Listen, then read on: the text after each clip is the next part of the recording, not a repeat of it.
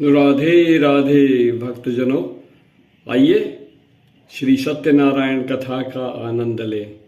श्रवण कीजिए, औरों को भी सुनाइए और अपना जीवन सफल बनाइए। राधे राधे। हे श्रेष्ठ मुनियों, अब तीसरे अध्याय में हम प्रवेश करते हैं। अब आगे की कथा कहता हूँ, सुनो। बहुत समय पहले एक उल्कामुख नाम के एक राजा, बुद्धिमान राजा थे। वह सत्य वक्ता और जितेंद्रिय थे। प्रतिदिन देव स्थानों पर जाते थे और गरीबों को धन आदि देकर उनको कष्ट जो था उनका निवृत्त करते थे। उनके पत्नी जो थी कमल के समान मुख वाली और सती साध्वी थी। भद्रशिला नदी के तट पर हम सब जाते हैं ना, कहीं भी तीर्थ आदि में, कहीं यहाँ पर बाद हम पूजन कर ले, कथा कर लेते। इसी प्रकार जब ये राजा नदी के तट पर, भद्रशिला नदी के तट पर जब ये यात्रा पे गए थे, तो वहां पर उन्होंने सत्यनारायण भगवान की कथा करी और प्रदर्शन किया। उस समय वहां पर एक साधु नामक वेश्या भी वहां पर आए। उसके पास व्यापार के लिए बहुत साधन था। वह नाव को किनारे में ठहरकर राजा के पास गया और हाथ जोड़कर व्रत को देखकर विनय पूर्वक बोला, हे राजन, भक्ति युक्त चित्त में आप यह क्या कर रहे हैं? मेरे सुनने की इच्छा है, सो आप मुझे बड़े भाव के साथ बताइए। राजा बोले, हे साधु, अपने बंधु बांधवों के साथ पुत्रादि की प्राप्ति के लिए महाशक्तिवान श्री सत्यनारायण भगवान का यह व्रत और पूजन चल रहा है। मुझसे इसका संविधान कहिए, मैं भी आपकी कथा के अनुसार इस व्रत को करूंगा। मेरे भी घर में यहाँ पर कोई संतान नहीं है, जिससे निश्चित ही आपके यहाँ होगी। राजा ने सब विधान सुनाकर व्यापार से निवृत्त होकर आनंद के साथ वह अपने घर को गया। साधु वेश्या ने अपने स्त्री के संतान देने वाले उस व्रत का समाचार सुनाया और प्रण किया, जब मेरे संतान होगी तब मैं इस व्रत को करूंगा। साधु ने ऐसे वचन स्त्री लीलावती से कहे। एक दिन उसकी स्त्री लीलावती पति के साथ संसर्ग धर्म से प्रवृत्त होकर सत्यनारायण भगवान की कृपा से गर्भवती हुई और 10वें महीने में उसने एक सुंदर कन्या का जन्म हुआ। दिनों दिन वह कन्या शुक्ल पक्ष के चंद्रमा की तरह बढ़ने लगी। महाराज, कन्या का नाम रखा गया कलावती। आप सब जानते हैं सत्यनारायण भगवान की कथा तो। तथा लीलावती ने मीठे शब्दों में अपने पति से कहा कि जो भी आपने संकल्प किया है वो भगवान का व्रत करूंगा, पूजन करूंगा, तो आप करिए। क्योंकि जब भगवान की कृपा होती है, ठाकुर जी की कृपा होती है, जब जाकर के कोई छोटा ही संकल्प क्यों ना हो, उसी समय जब पूरा होता है, जब भगवत कृपा हो जाए।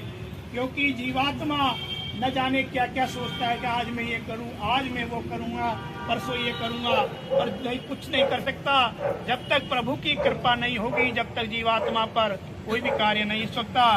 तो अब इसने ये कहा कि महाराज, आपने जो संकल्प किया था वो पूरा करिए। साधु बोला, हे प्रिय, अब कुछ समय बाद में इसका विवाह जो करेंगे हम, उसके विवाह के समय ही यह भी काम कर लेंगे। और इस प्रकार का आश्वासन देकर वह अपने नगर को चल दिए। धीरे धीरे कलावती पितृगृह में दिनों दिन बढ़ने लगी। महाराज, बड़ी हो गई। लौटने पर साधु ने जब देखा कि अपनी कन्या यौनावस्था को प्राप्त हो गई, तो पुत्री को बुलाकर, देखकर तुरंत बुलाकर एक सुंदर सुयोग्य वणिक पुत्र देखने के लिए कहा।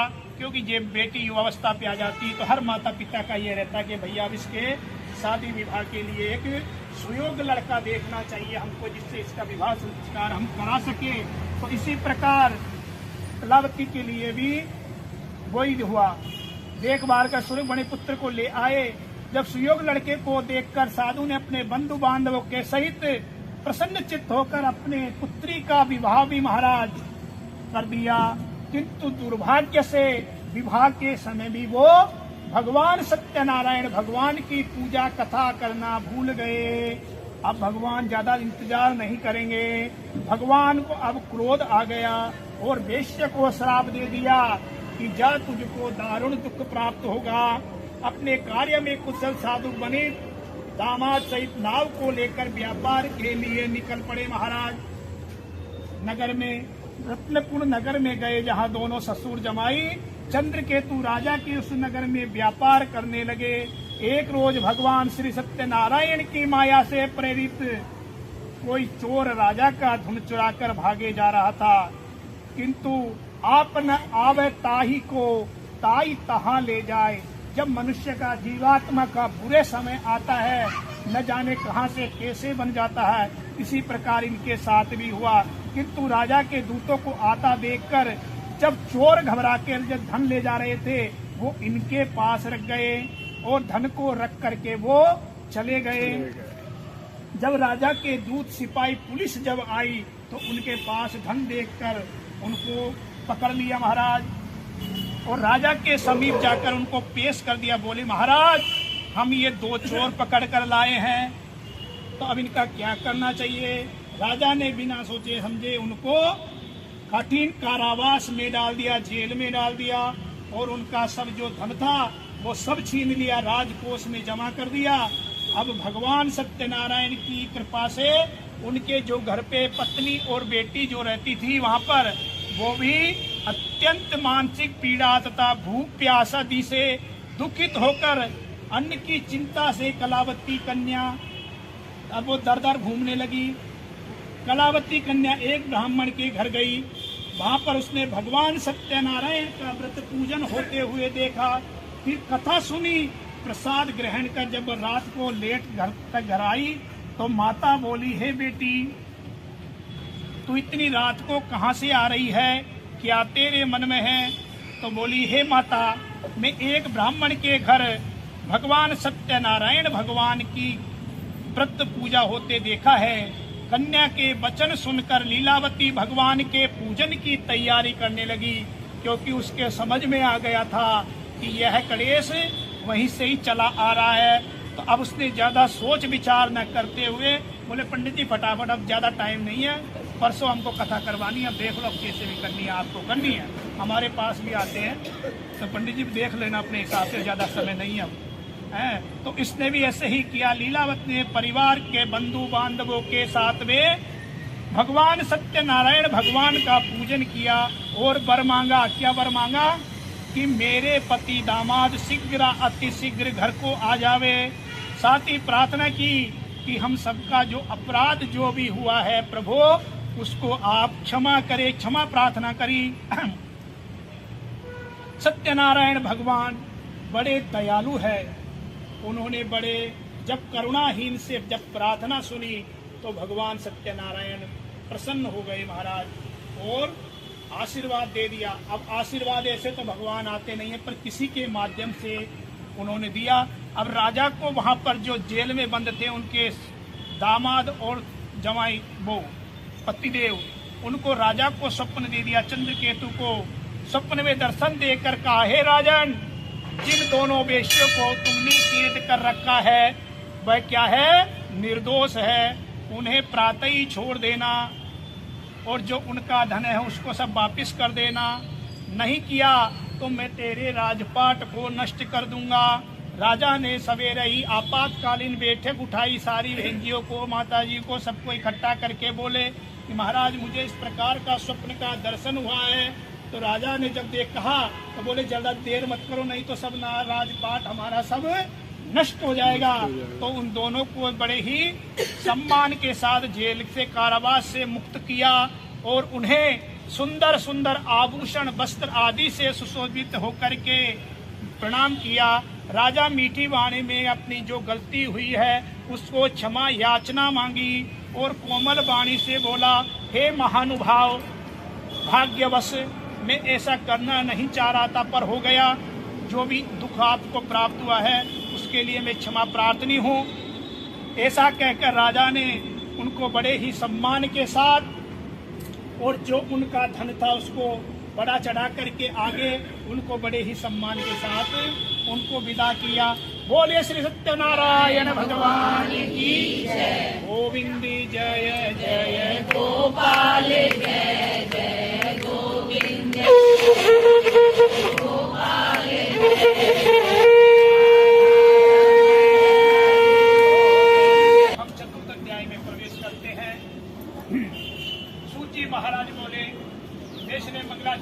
करके अपनी यात्रा को प्रारंभ की और अपने नगर की ओर चल दिए महाराज।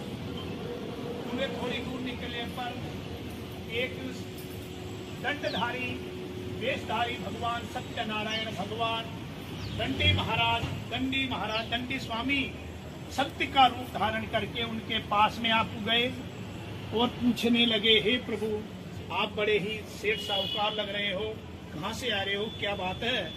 तो साधु नामक जो वेश्य थे, अभिमान आ गया था महाराज का, हम इतना धन कमा करके लाए हैं, इतना रुपया इतना पैसा हमारे जीवन में हमारे पास है, तो हे महाराज आप ऐसा क्यों पूछ रहे हो?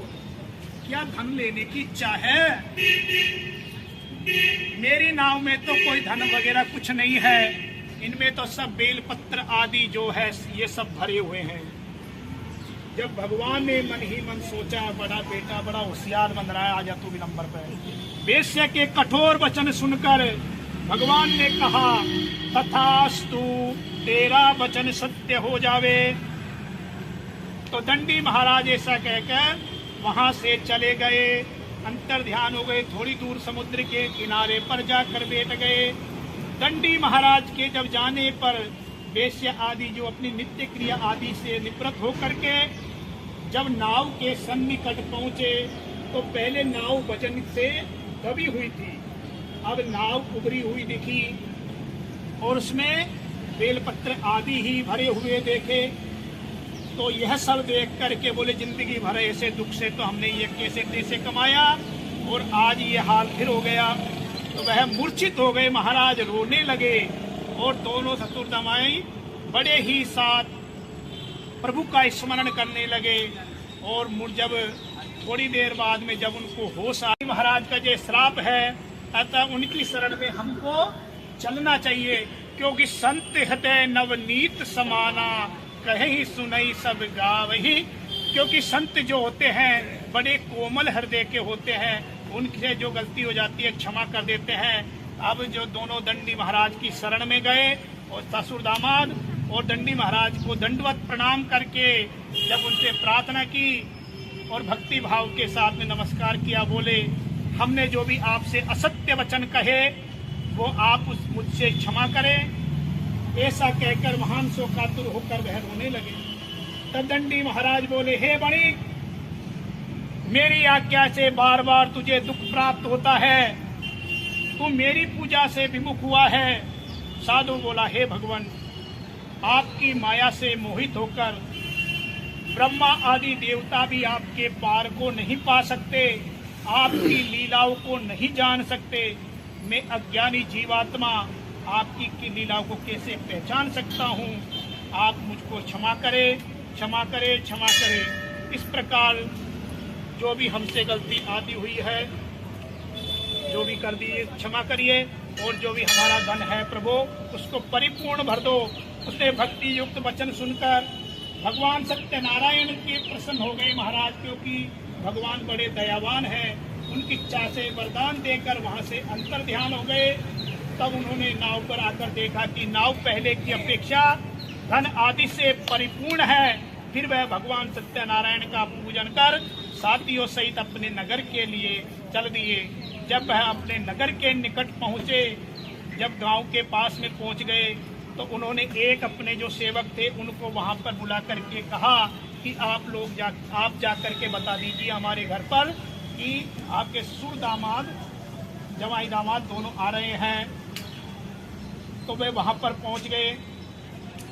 जब यह समाचार, जब घर पे पहुंचकर जब समाचार सुना, तो स्त्री बड़ी पत्नी आदि जो थी वो बड़ी ही खुश हो गई महाराज की आज उनकी कृपा हो गई। और वह अपने पति के लिए दर्शन को जाती रही और अपनी बेटी से बोलती, कलावती, तू जो भी कार्य है उसको निवृत्त होकर के आ जाना। परंतु माता के वचन सुनकर कलावती प्रसाद छोड़कर, प्रभु का जो पूजन कर रही थी, प्रसाद को छोड़कर चली गई। प्रसाद की अवज्ञा के कारण भगवान फिर नाराज हो जाते हैं, सत्यदेव नाराज हो जाते हैं। उन्होंने पति को नाव के सहित पानी में डुबो दिया। कलावती पति को न देखकर रोती हुई जमीन पर गिर गई। उसी तरह नौका को जैसे डुबा था कन्या को रोते हुए देखकर साधु दुखित होकर बोला, हे भगवान, मुझसे या मेरे परिवार से जो भी भूल हुई है उसको आप क्षमा करें। उन्होंने दीन वचन सुनकर सत्यदेव भगवान प्रसन्न हो गए और आकाशवाणी हुई, हे साधु वेश्य, तेरी कन्या मेरे प्रसाद को छोड़कर आई है, इसलिए इसका पति अदृश्य हुआ है। यदि वह पुनः घर जा करके भगवान को प्रणाम करे, प्रसाद आदि ग्रहण करके आवे, तो उसका पति पुनः उसको अवश्य मिलेगा। ऐसी आकाशवाणी सुनकर कलावती ने घर पहुंचकर प्रसाद खाया, फिर आकर पुनः पति के दर्शन किए। तत्पश्चात साधु वेश्य ने बड़े ही भाव के साथ में, अपने परिवार के साथ में, रिश्तेदार आदि के साथ में, बड़े ही विधि विधान के साथ भगवान सत्यनारायण भगवान का पूजन अर्चन वंदना की। उस दिन के बाद में उसने जीवन में एक नियम बना लिया कि मुझे हर पूर्णिमा को भगवान सत्यनारायण भगवान का पूजन करने लगा। फिर इस लोक में वह संसार के सुख भोग करके अंत में स्वर्ग लोक को चला गया। बोलिए श्री सत्यनारायण भगवान की जय। श्री कृष्ण गोविंद हरे मुरारी, हे नाथ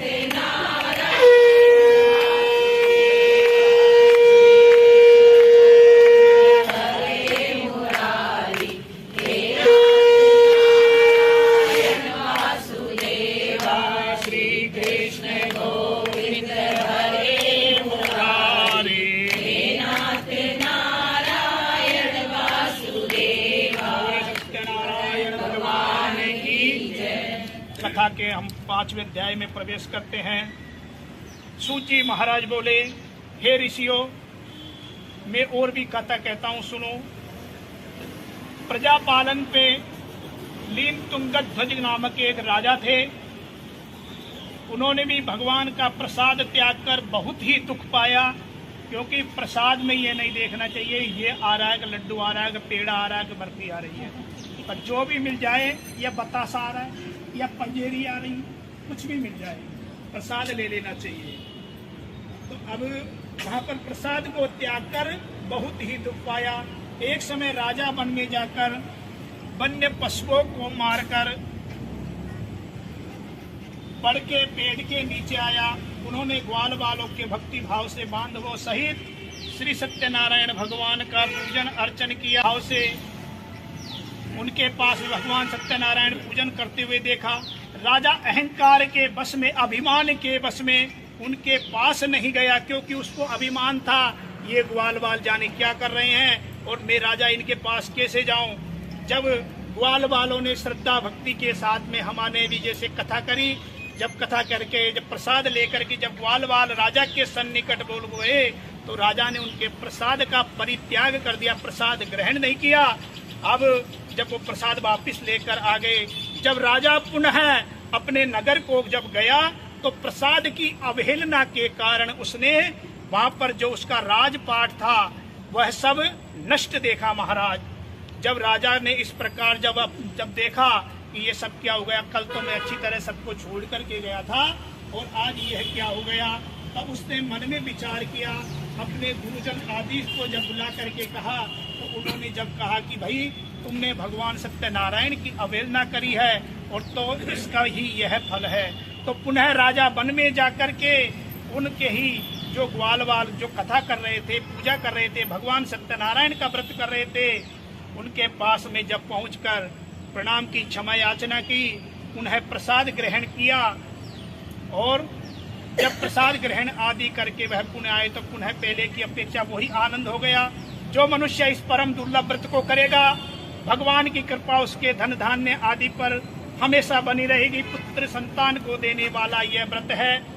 संतानहीनों को संतान की प्राप्ति होती है तथा सब मनोरथ को पूर्ण होकर के अंत में इस लोक में भोग करके जब हम भगवान के ठाकुर जी के धाम बैकुंठ में जाएंगे, तो वहां भी हमको ठाकुर जी के चरणों की प्रीति प्राप्त होती है। जिन्होंने इस व्रत को किया, उन्होंने दूसरे जन्म की मैं आपको कथा सुनाता हूँ। वृद्ध जो नाम के सतानंद जी महाराज है, वो सुदामा के रूप में जन्म लेकर के ठाकुर जी के जो मित्र बने, द्वारकाधीश के मित्र बने और मित्र बन करके मोक्ष को प्राप्त किया। उल्कामुख नामक राजा जो थे वह दशरथ महाराज बने, जो श्री राम जी के पिताजी थे, और अंत में वैकुंठ को प्राप्त किए। साधु नामक वेश्य थे, धर्मात्मा सत्य प्रतिज्ञा राजा मोरध्वज बनकर अपने पुत्र को आरे से चीरकर अंत में ठाकुर जी के धाम को प्राप्त किया। महाराज जो तुंगध्वज थे वो स्वयंभू मनु शत्रुपा जैसे हमारी सृष्टि जो बनी हुई है, उस वह मनु महाराज होकर से भक्ति युक्त से कर्म कर मोक्ष को प्राप्त हुआ। लकड़हारा जो भील थे महाराज, वह निषाद राज हुए, जिन्होंने भगवान राम के चरणों में सेवा कर मोक्ष को प्राप्त किया। बोलिए श्री सत्यनारायण भगवान की। आप हम सब में भगवान के चरणों में प्रीति करते हुए भगवान के चरणों में यही प्रार्थना करते हैं कि प्रभु जैसा हमसे टूटी फूटी सेवा आपसे कार्तिक मास में हमसे जैसी बनी, हम आपके चरणों में अर्पण करते हैं और हमें शुभ आशीर्वाद प्रदान करें। आज कार्तिक मास के पूर्णिमा तिथि की सायंकालीन बेला में हम और सब परिवार के मिलकर के जैसे भी हमसे आपकी सेवा पूजा बनी, प्रभु इसको आप स्वीकार करें, सुख शांति दे, हमारे गृहस्थ जीवन में आनंद हो, हमारे बच्चे परिवार हमारा एक दूसरे के प्रति स्नेह प्रेम जो है वो निरंतर बढ़ता जाए। बड़े भाव के साथ प्रणाम करते हुए प्रार्थना करेंगे। बोले वृंदावन बिहारी लाल की जय, इंद्र भगवान की जय, गोविंद भगवान की जय। अनेन पूजन कर्मणा कृतेन भगवान श्री सत्य। आपने जो भी मन से वाणी से जो भी कर्म किया है वो भगवान ठाकुर जी के चरणों में, भगवान सत्यनारायण चरणों में, तुलसी महाराज जी के सन्निधि में अर्पण करेंगे। बोलिए अनेन कर्तेन अर्चनेन वंदनेन पूजा कर्मणा कर्तेन श्री भगवान सत्यनारायण देवता श्री तुलसी देव्यै नमः अर्पणमस्तु। जो भी हमने कर्म पूजा पाठ जो भी किया भगवान आपके चरणों में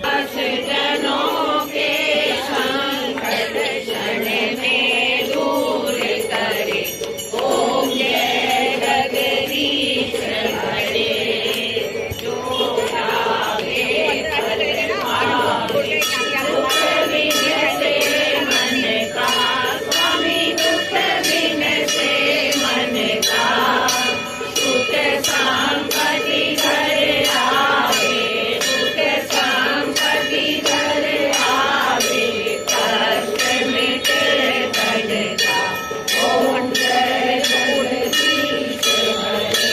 आप सभी ने इस वीडियो का आनंद लिया होगा और सत्यनारायण भगवान की कृपा अवश्य प्राप्त की होगी। इसी मनोकामना के साथ आज की वीडियो को यहीं समाप्त करता हूँ।